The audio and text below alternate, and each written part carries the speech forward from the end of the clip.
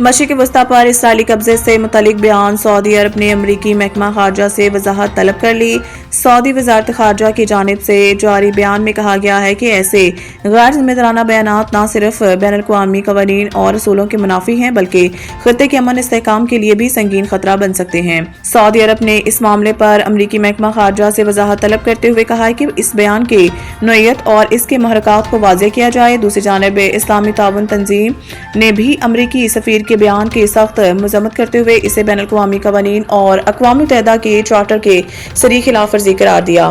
OIC نے اپنے بیان میں کہا ہے کہ اس طرح کے بیانات نہ صرف اشتعال انگیز ہیں بلکہ خطے میں کشیدگی کو مزید بڑھا سکتے ہیں جس سے عالمی امن متاثر ہونے کا خدشہ ہے۔